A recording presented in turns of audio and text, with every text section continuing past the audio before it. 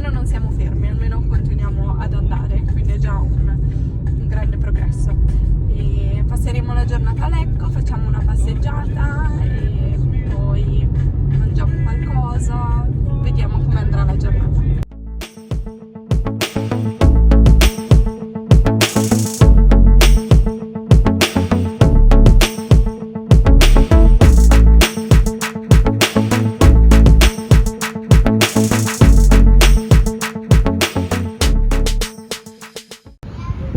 Questo è il lungolago di Lecco, si può fare una passeggiata lungo tutto il lago.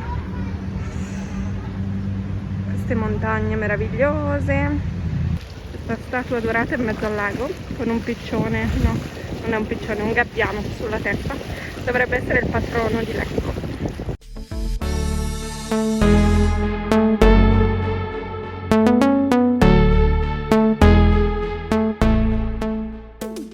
La storia è che il lago ha una caratteristica particolare dalla parte del ramo di Lecco.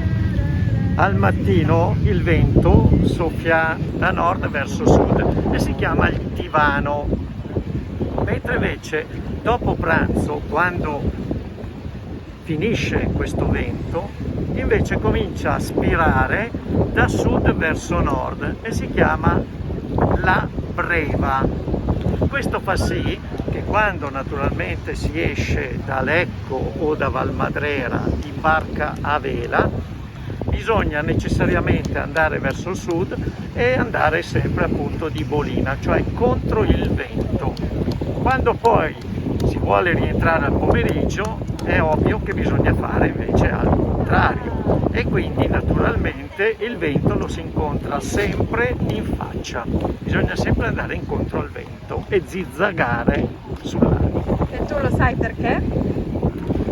Non è che è una necessità, è derivante dal fatto che se tu hai la barca a sud del lago, per forza di cose devi andare verso nord.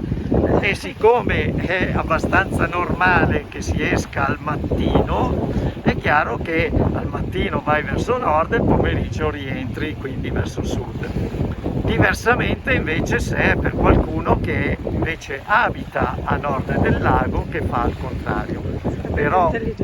Però sicuramente il piacere di andare in barca a vela è non avere il vento che ti spinge chiaramente da dietro, ma è più piacevole risalire e quindi fare tutto questo movimento a zizzagare tra virate e strambate che naturalmente ti permette di risalire contro vento, che è una caratteristica delle barche a vela.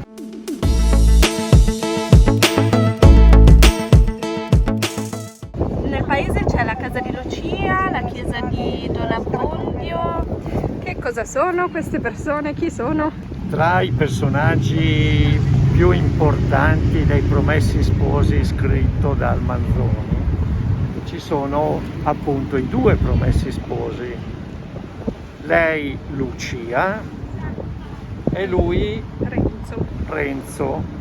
Grazie per il suggerimento, ma lo ricordavo. Avevi tentennato un pochino. Il matrimonio di Renzo e Lucia è fortemente osteggiato dal signorotto della cittadina, il quale logicamente si oppone in quanto non vuole che Renzo sposi Lucia e naturalmente incarica Don Abbondio, che è il prete della zona, della comunità, di far di tutto perché appunto non celebri queste nozze. Questo libro, che è tra naturalmente i più famosi per quanto riguarda la letteratura italiana scritta dal Manzoni, è ambientato appunto qui a Lecco. L'ambientazione del romanzo I Promessi Sposi scritto dal Manzoni, che abbiamo detto è uno dei poemi più noti naturalmente della letteratura italiana, più celebrato, comincia con la frase diventata appunto famosa, quel ramo del lago di Como che volge a mezzogiorno. Questo perché il ramo che poi fa capo alla cittadina di Lecco ha appunto la direzione verso sud.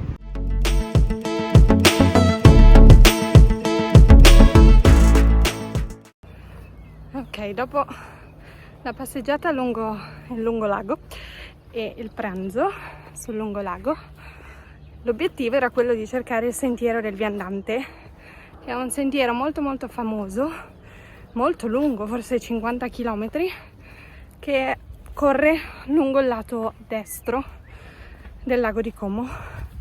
Ma c'è troppa gente, un traffico incredibile, siamo stati fermi nel traffico per molto tempo, quindi ci abbiamo rinunciato e abbiamo deciso di sto morendo, di iniziare semplicemente a camminare da un parcheggio che siamo miracolosamente riusciti a trovare. Quindi stiamo semplicemente camminando in su e esploriamo, vediamo dove ci porta.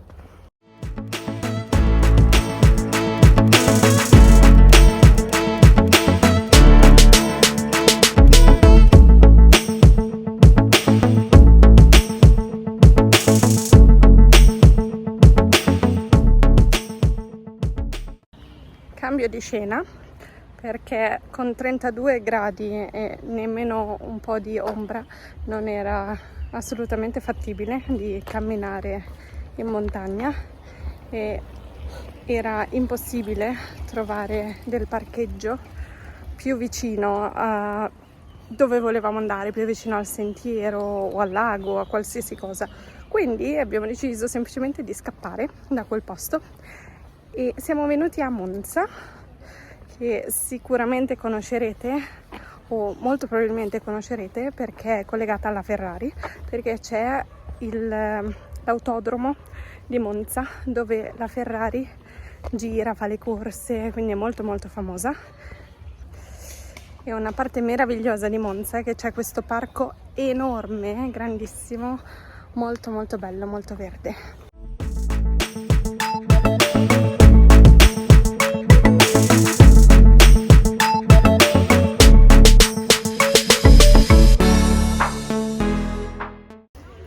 C'è anche una tartaruga. Come invidio questa tartaruga lì al fresco nell'acqua, noi qua a sudare, a morire sotto il caldo di 32 gradi. Questa è la meravigliosa villa di Monza.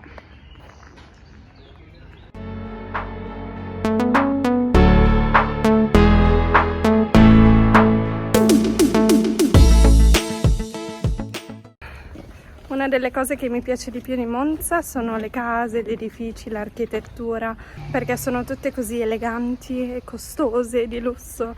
Monza è decisamente una delle città più costose dove vivere nella zona. Oltre al gelato anche io mi sto sciogliendo, quindi direi che la giornata può finire qua. Adesso torno a casa, faccio qualche lezione e cerco di recuperare tutto l'ossigeno che ho perso oggi sotto il sole cocente e questo caldo assurdo. Non vedo l'ora di andare in un paese un po' più freddo.